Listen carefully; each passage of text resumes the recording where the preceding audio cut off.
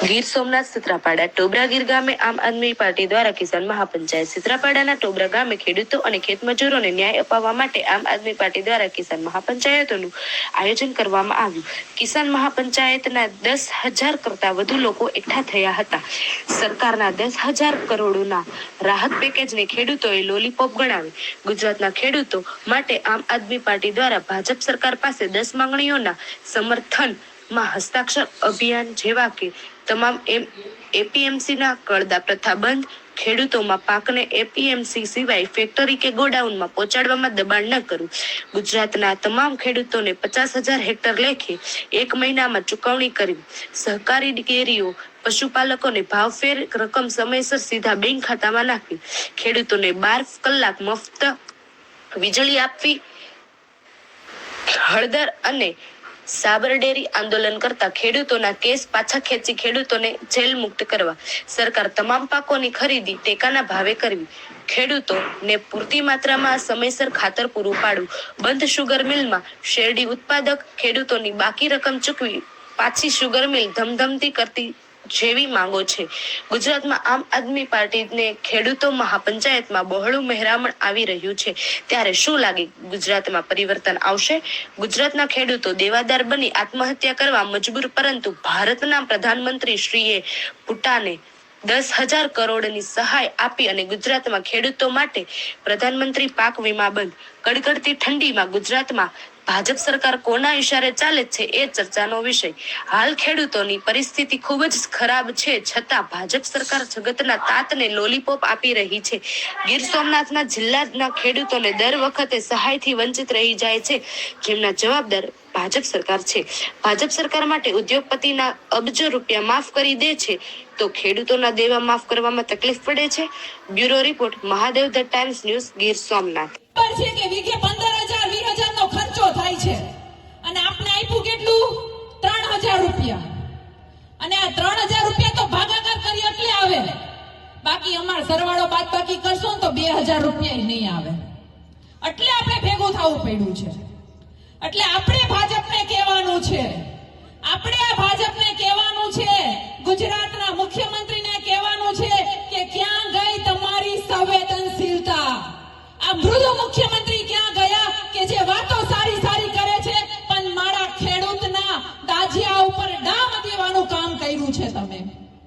અમને એવું હતું કે માવઠાનો માર પડ્યો, અમને એમ હતું કે આ માવઠાનો માર છે, મોંઘવારીનો માર છે, તમે અમને રાહત તરીકે મલમ લગાડશો.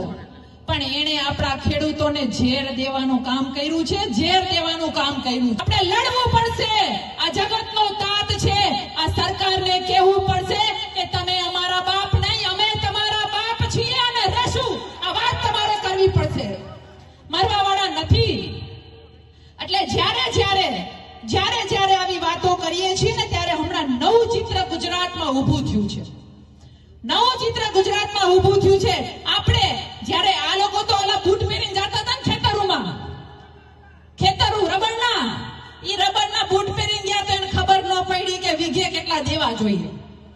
આપણે એને કહેવું પડશે કે અમારો માંડવી તો ધોવાઈ ગઈ પણ અમારા મૂંગા પશુ માટે પાલોય વૈધો નથી. આ કઠણા એની છે, પાલોય વૈધો નથી.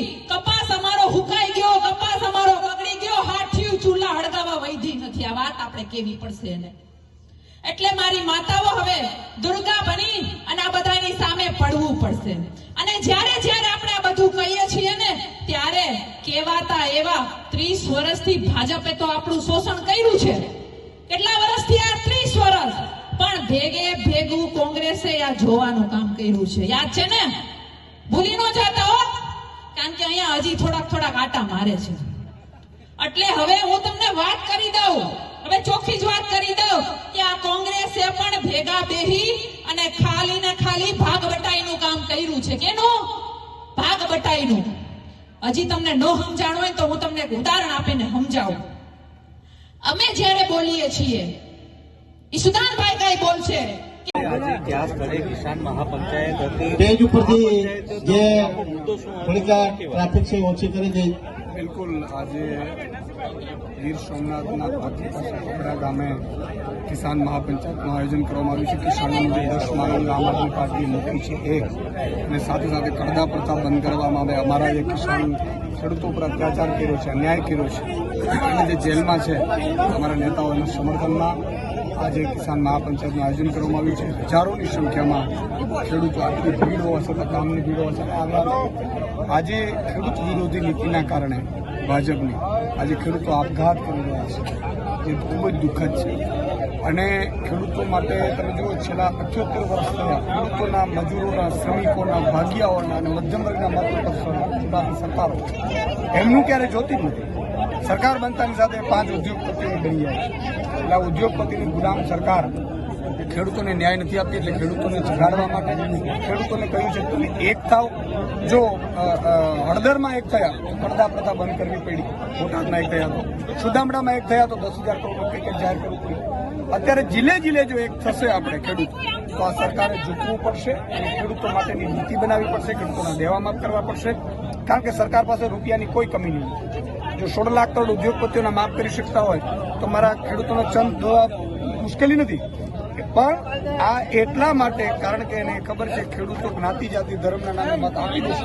એટલે આ ખેડૂતોને એક કરવા માટે, ખેડૂતોને એકતા જળવાય, ખેડૂતોને સંકલ્પ લેવડાવીએ છીએ કે જ્ઞાતિ, જાતિ, ધર્મ એ સગો મામો પણ ભાજપમાં હશે તો પણ એને મત આપવામાં નહીં આવે. એ પ્રકારની આખી નીતિથી અમે આજે કિસાન મહાપંચાયત કરીને સંકલ્પ લીધો.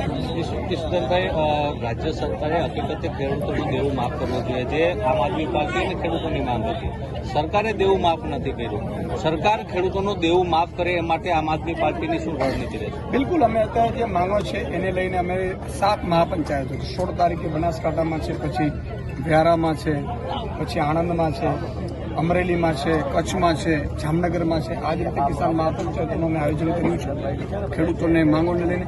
બીજું, અમે આવતીકાલથી દરેક ગામમાં એક ખેડૂત ન્યાય પંચાયત નામની મિટિંગ અને મહોલ્લા મિટિંગ સિટીમાં, એ રીતે લગભગ 20,000 મિટિંગો કરવાનું અને હસ્તાક્ષર સાઇન કરાવવાનું અમે નક્કી કર્યું છે 1 મહિનામાં.